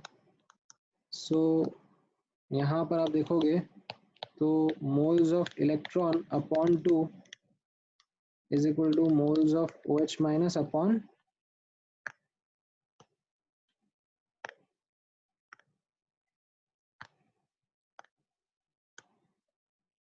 2, right? तो यहाँ से what we can see is that equivalent of Cu is equal to moles of OH minus. तो 31.75 upon 63.5 into 2 is equal to moles of OH minus, और ये moles of OH minus कैसे हो गए, expected, ठीक है। ये actually 1 mole आ गया, but actual moles of OH minus ये कितना है आपका 1 into 0.6 लीटर्स, ये गिवन है क्वेश्चन में, ठीक है, ये आपका गिवन है। तो परसेंटेज यील्ड कितना हो गया 0.6 अपॉन 1 इंटू 100%, दैट इज 60%, ये आपका यील्ड हो जाएगा, ठीक है। ऑल राइट, सर हाँ बोलो।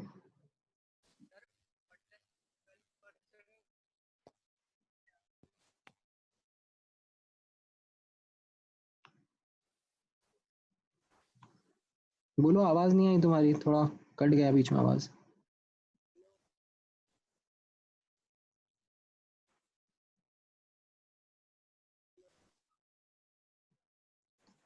ठीक है, जब आ जाए आवाज तब बताना।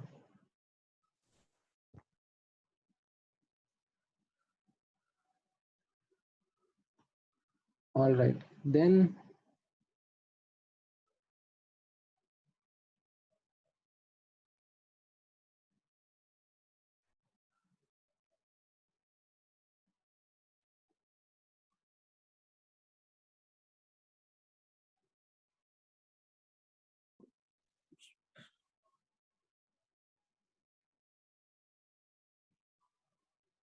ओके,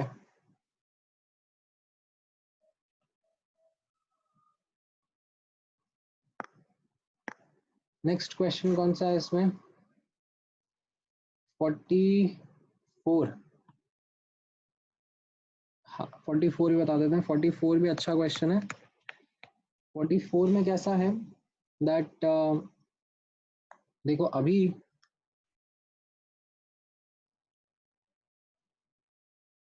अच्छा, तो ओके, तुम मुझसे क्वेश्चन नंबर 41 पूछ रहे हो क्या, ठीक है 41 बता देता हूँ मैं। 41 में भी कोई फाइट नहीं है। 41 में नोटिस करना मास ऑफ कैडमियम अपॉन 112.4, ये मोल्स हो गए, इनटू इसका n फैक्टर 2 आ जाएगा, should be equal to 5 into T upon 96500, and 12% CdHg, amalgam का मतलब है that mass of CD upon mass of CD plus mass of Hg, ठीक है, ये 12% होना चाहिए। तो यहाँ से आपको मास ऑफ कैडमियम मिल जाएगा, उसको आप यहाँ पे सब्स्टिट्यूट करो तो आपको टाइम मिल जाएगा, ठीक है।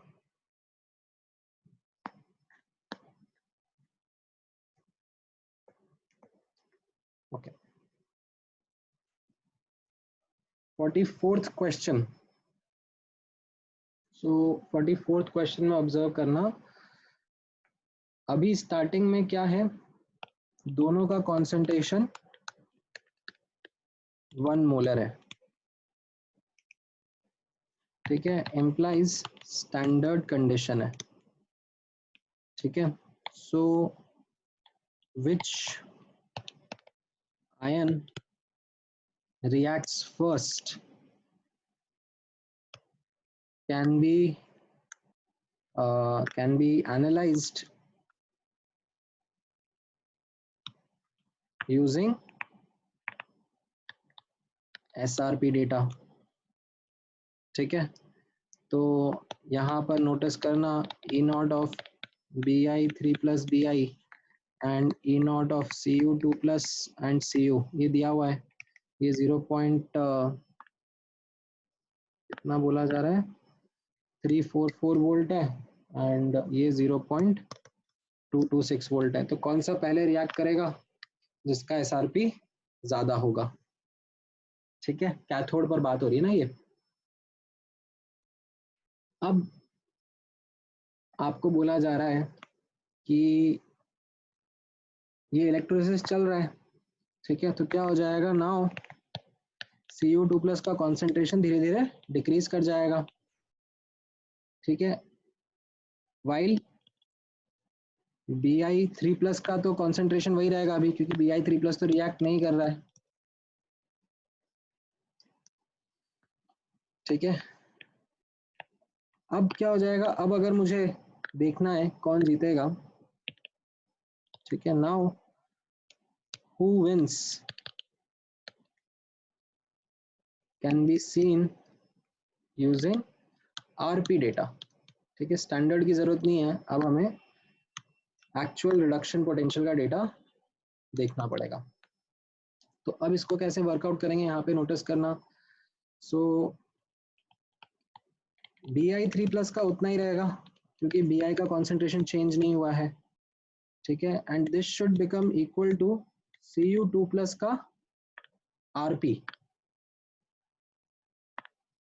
ठीक है, ताकि हमारा क्वेश्चन का कंडीशन फुलफिल हो सके, which will be equal to by Nernst equation Cu2 plus Cu minus 0.059/2 into log 1 upon Cu2 plus का concentration.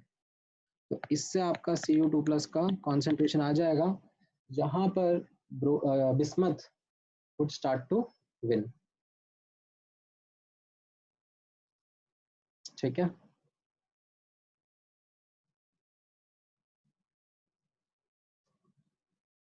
All right, then 49th question. 49th question तो actually trick question हो गया।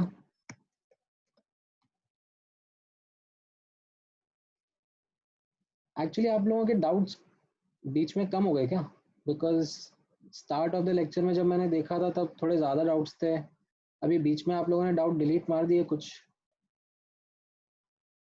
So I am assuming that those doubts were deleted by someone जिन्होंने खुद के doubts delete करे हैं। I hope आप लोग दूसरों के doubt delete नहीं कर रहे हो, ठीक है। तो अगर किसी भी सेक्शन में आपके डाउट्स बच रहे हैं तो प्लीज डू आस्क, हम लोग फटाफट डिस्कस करके क्लोज कर सकते हैं।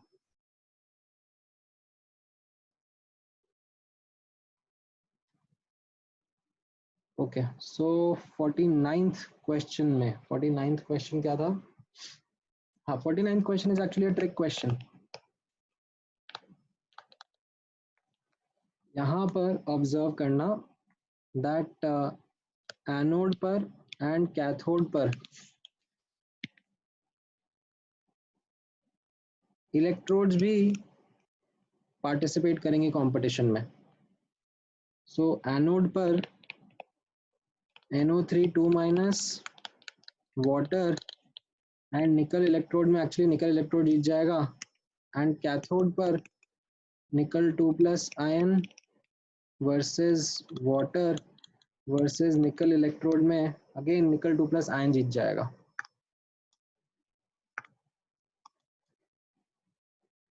ठीक है। तो यहाँ पर it will be like electrolytic refining.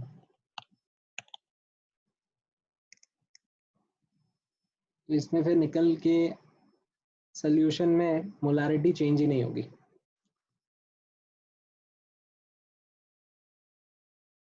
ठीक है। ऑल राइट, अच्छा गेट इक्विप्ड वाले सेक्शन पे आ जाते हैं। गेट इक्विप्ड वाले सेक्शन में 13 14।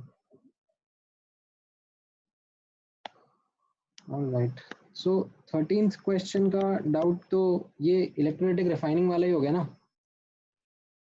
Okay, when a sample of copper with zinc impurity is to be purified by electrolysis, right? तो कैसा हो जाएगा यहाँ पर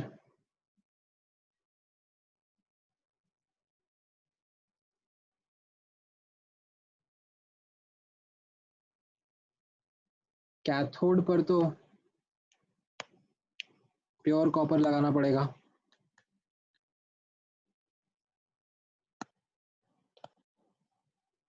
ठीक है, एंड एनोड पर आप इम्प्योर सैंपल लगाओगे,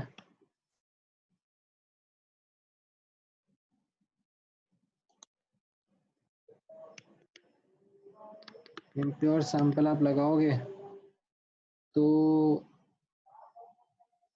यहाँ पर नोटिस करना क्या क्या होगा, ठीक है। तो स्टार्टिंग में between Cu plus and zinc, start में जिंक ऑक्सीडाइज हो जाएगा, जिंक 2 प्लस आयन है, ठीक है, और सोल्यूशन में आ जाएगा, ठीक है, एंड यहाँ पर कॉपर 2 प्लस आयंस डिपॉजिट होने लग जाएंगे, ठीक है। अब जब फिर जिंक डिप्लीट हो जाएगा, ठीक है, जब जिंक खत्म हो जाएगा तो फिर कॉपर सोल्यूशन में आने लग जाएगा, ठीक है। तो स्टार्टिंग में थोड़ा सा जिंक सोल्यूशन में आएगा, ठीक है, बट वो सोल्यूशन में रहेगा, ठीक है, वो कैथोड पे डिपॉजिट नहीं होगा, क्योंकि जिंक 2 प्लस आयन और कॉपर 2 प्लस आयन में कॉपर 2 प्लस आयन जीत जाएगा, तो it will be the copper 2 plus ion which will get deposited rather than the zinc 2 plus ion. Zinc 2 plus ion, इसके लिए यहाँ पे लिख लो, इट रिमेन्स इन सोल्यूशन, ठीक है। अच्छा, एक और क्वेश्चन में अगर आपसे पूछो, इसमें मान लो गोल्ड सिल्वर की इम्प्योरिटी होती तो उसका क्या होता, गोल्ड या सिल्वर की इम्प्योरिटी होती तो उसका तो ऑक्सीडेशन होता ही नहीं, क्योंकि उसका नंबर तो कॉपर के बाद में आएगा, तो वो क्या होता है, जस्ट एज एनोड में नीचे ट्रिकल डाउन कर जाते हैं, ठीक है। अच्छा, ऑलराइट, 14th क्वेश्चन देखो। 14th में अब आपको गैल्वेनाइज करना है स्टील को, ठीक है। Galvanise steel, steel is made up of iron primarily, so we galvanize with a more active metal, ठीक है। ऐसा क्यों करते हैं, so that the more active metal oxidizes before steel, before iron, and forms a protective coat of oxide, ठीक है। Typically zinc use करते हैं, तो जिंक ऑक्साइड की एक प्रोटेक्टिव कोटिंग आ जाती है, बट अभी यहाँ पर आप नोटिस करो कि हमें पॉइंट ये कि मोर एक्टिव मेटल चाहिए है, सो मोर एक्टिव मेटल कौन सा होता है, more active metal implies lesser SRP, ठीक है, विद साइन। सो यहाँ पर the suitable candidates are chromium and manganese, like Cr and manganese, they are the suitable choice, so they have lesser SRP than iron, ठीक है।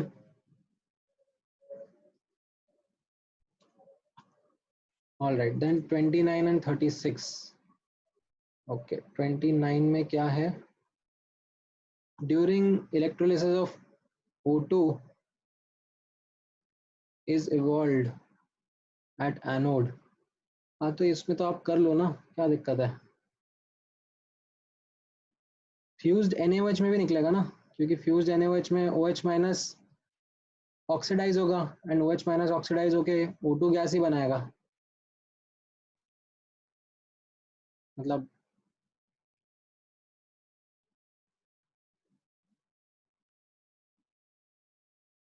कौन से option में doubt है मुझे ऐसे समझ में नहीं आया, क्योंकि बाकी सारे अपन ने डिस्कस करे ही हुए हैं। ए ऑप्शन में भी हो जाएगा, बी ऑप्शन में भी हो जाएगा और डी ऑप्शन में हो जाएगा। सी में नहीं होगा। सी में एक्चुअली क्या हो जाएगा कि कॉपर और वाटर के कंपटीशन में एनोड पर कॉपर ऑक्सीडाइज होने लग जाएगा। ठीक है, देन 36th क्वेश्चन। हाँ 36 अच्छा क्वेश्चन है। ठीक है, 36 में एक्चुअली आपको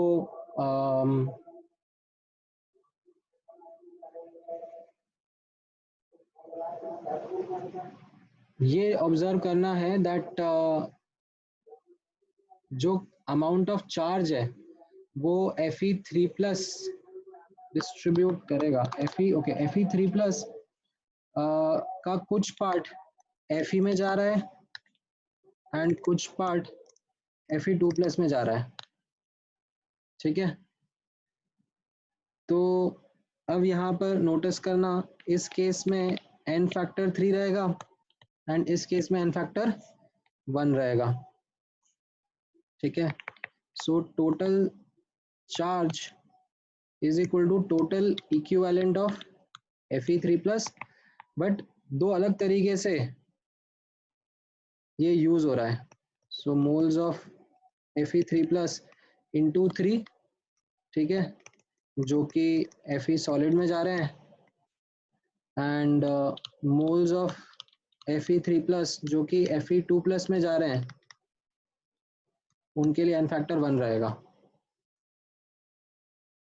ठीक है, सो ये आपका हो जाएगा 4 इंटू 60 इंटू 60 अपॉन 96500। ये एक इक्वेशन हो जाएगा एंड दूसरा इक्वेशन तो टोटल मोल्स से आ जाएगा, that 1 into 0.1 is equal two moles of, मतलब इसको आप A बोल दो और इसको B बोल दो। अब ये A प्लस B कर देते हैं। ठीक है, इसको A बोल देते हैं, इसको B बोल देते हैं। This is A and this is B।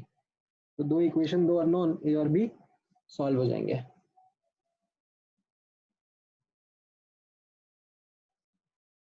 Okay, then आपने डाला है इंटीजर टाइप का 2 and 3।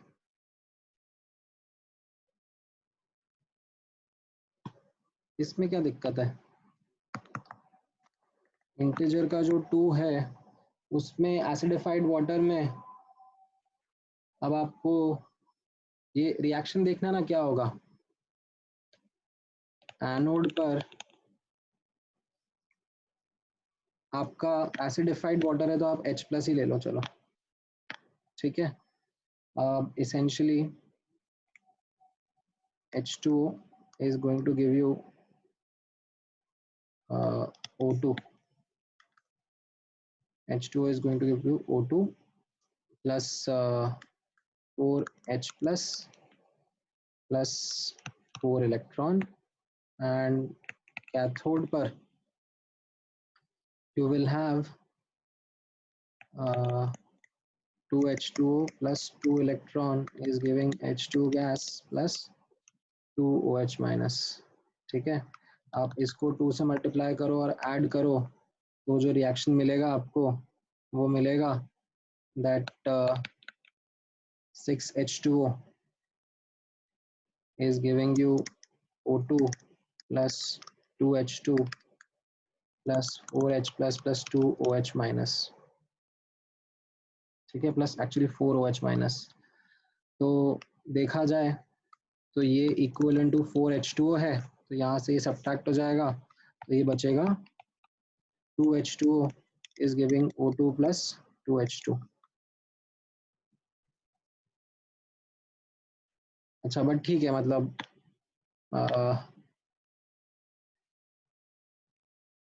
आपको तो ऐसे कैलकुलेट करना है ना कि कितना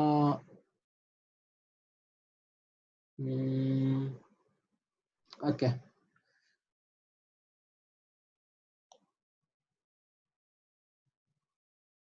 नहीं नहीं नहीं नहीं ठीक है, तो इसको अलग तरीके से ऐसे सोचो, दोनों में एक्चुअली वाटर कंज्यूम हो रहा है ना, दोनों में वाटर कंज्यूम हो रहा है। ओके, सो कंबाइन करने की जगह आप ऐसे सोच लो,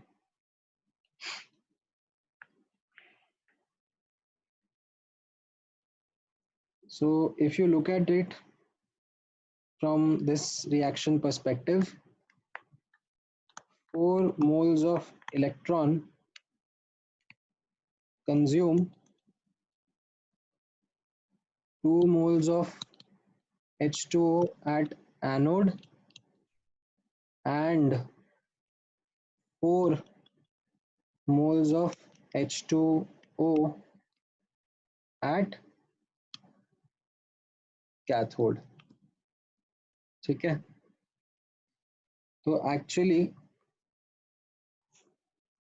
you can say that 4 mole of electron consume 6 moles of H2O in total, ऐसे भी बोल सकते हो आप। तो अगर आपके पास में 72 ग्राम्स है, 72 ग्राम्स मतलब कितना हो गया, 72/18, तो ये कितना हो जाता है, 4 मोल, 4 मोल ऑफ H2O। तो ये कितना मोल्स ऑफ इलेक्ट्रॉन कंज्यूम करेगा, तो योर आंसर विल बी 16/6 और 8/3 फैरेड। नहीं यार, कुछ गड़बड़ कर दिया क्या मैंने, इंटीजर टाइप है ना ये तो।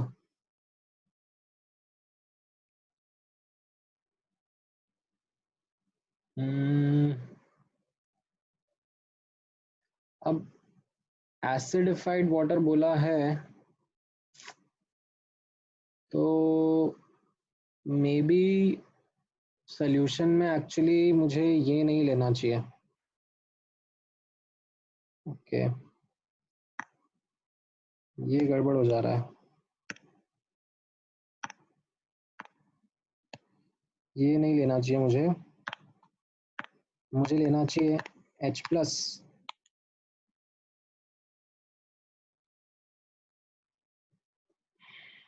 नहीं नहीं, उल्टा बोल दिया, माय बैड।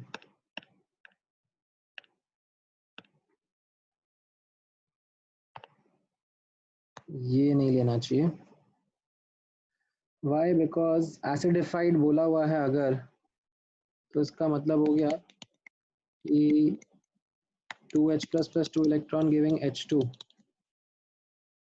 ये रिएक्शन हो रहा है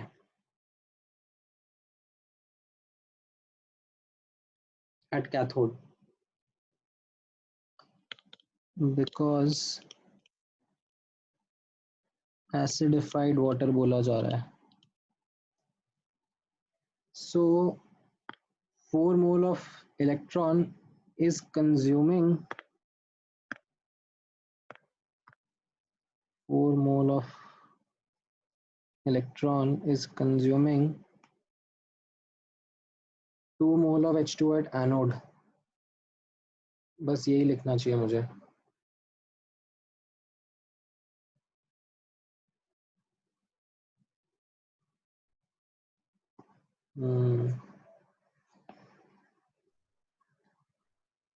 ठीक है, तो फिर यहाँ पर 2 मोल ऑफ H2O, तो ये एक्चुअली फिर मेरा आंसर आ रहा है 8 फैरेड।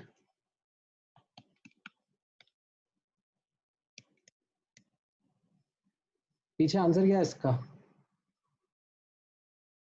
इंटीजर टाइप के 2 का 8 ही है क्या? हाँ, तो फिर आई थिंक बस वही कैच है, दैट एसिडिफाइड वर्ड यूज करा है, तो you have H plus ions which are going to react at cathode. जब ये H plus ions खत्म होने लगेंगे तो फिर वाटर का H plus यूज होने लगेगा, मतलब तब फिर वाटर मॉलिक्यूल का कंजम्पशन होगा।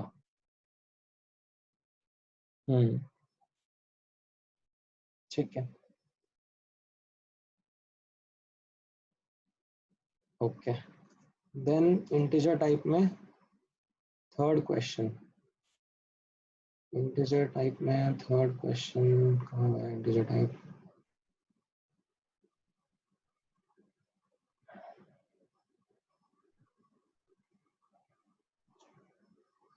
ये तो आसान है। मतलब ये आपको ओवर वोल्टेज का केस ध्यान रखना है।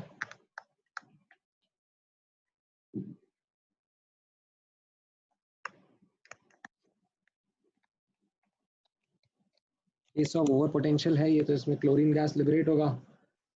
सो वॉल्यूम अपॉन 22.4 ये मोल्स हो जाएंगे, इनटू क्लोरीन का एन फैक्टर 2 आने वाला है, is equal to 5 into 200 into 60 upon 96500। इससे आपका वॉल्यूम इन लीटर आ जाएगा।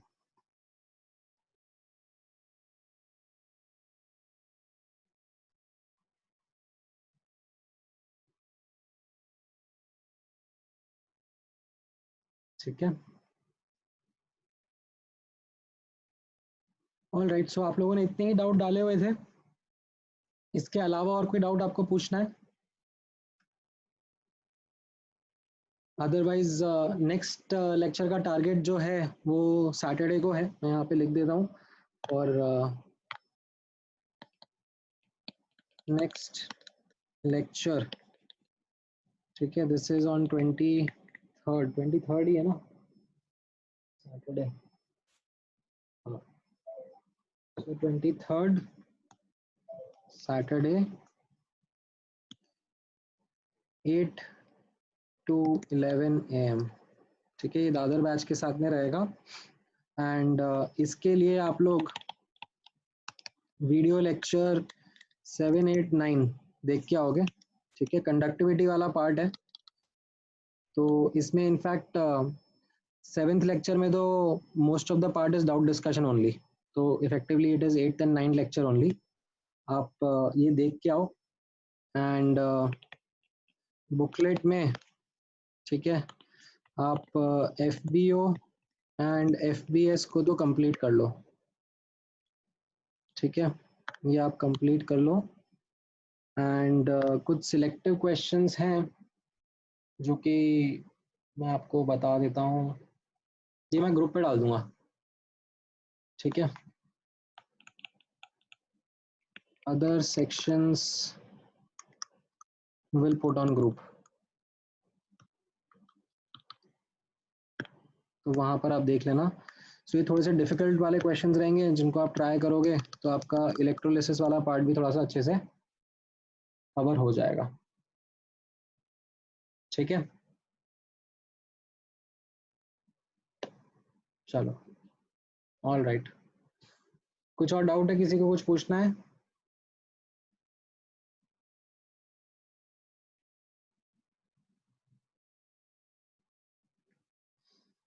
ठीक है, तो फिर क्लोज करें आज का लेक्चर। चलो, thank you guys, now see you on Saturday.